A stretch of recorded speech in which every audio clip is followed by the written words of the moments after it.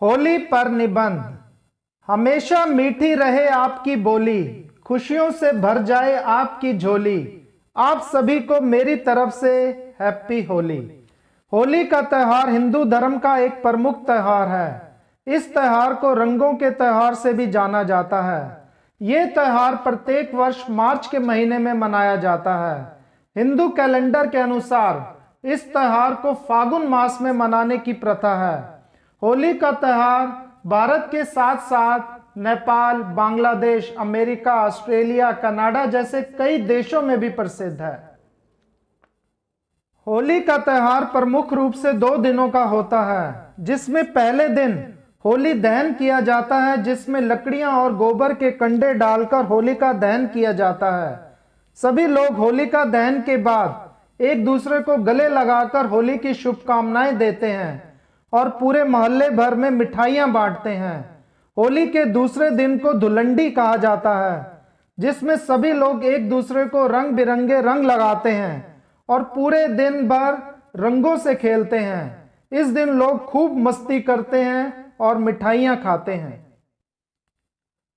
हिंदू धर्म में होली मनाने के पीछे एक पुरानी कथा जुड़ी हुई है।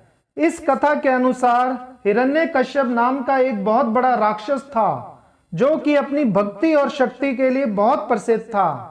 उसे देवताओं से एक वरदान मिला हुआ था, जिसके अनुसार उसकी मृत्यु कभी नहीं हो सकती।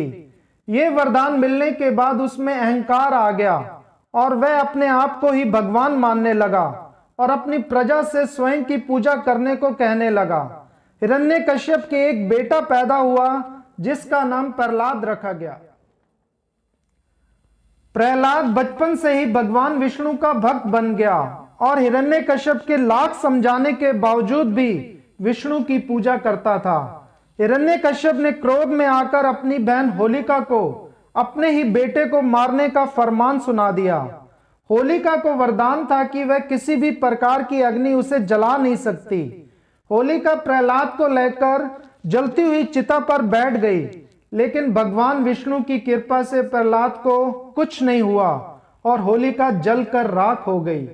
जिसके बाद से यह माना गया कि बुराई चाहे कितनी भी बड़ी क्यों ना हो, हमेशा अच्छाई की जीत होती है। इसके बाद से ही होली का त्यौहार मनाया जाने लगा। भारत देश में कुछ ऐसी जगह है जहां पर होली का एक अलग ही रूप देखने को मिलता है। इनमें से एक है वृंदावन की होली। यहाँ के लोग रंगों की जगह फूलों से होली खेलते हैं। सभी लोग एक दूसरे पर रंग बिरंगे फूल उड़ाते हैं। भगवान कृष्ण भी यहाँ पर होली खेला करते थे और वृंदावन भी उन्हीं की नगरी है, इसलिए लोगों में उत्साह कुछ ज्यादा ही बढ़ जाता है। बरसाने की होली भी बहुत प्रसिद्ध है।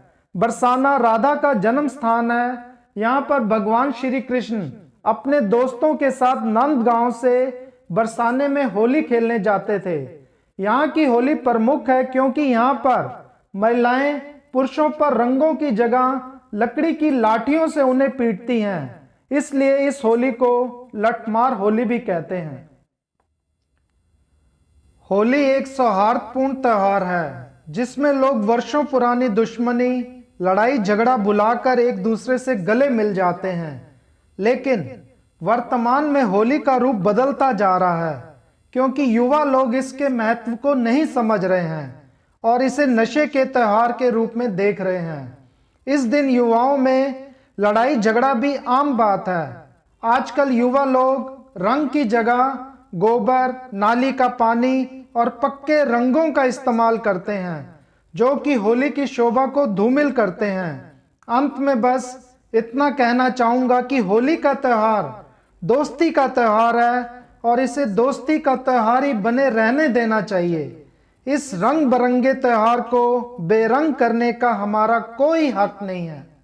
सब्सक्राइब कीजिए केएस नौनिहाल यूट्यूब चैनल को और प्रेस कीजिए इस बेल आइकन को, ताकि आपको मिल सके हमारे लेटेस्ट वीडियो सबसे पहले।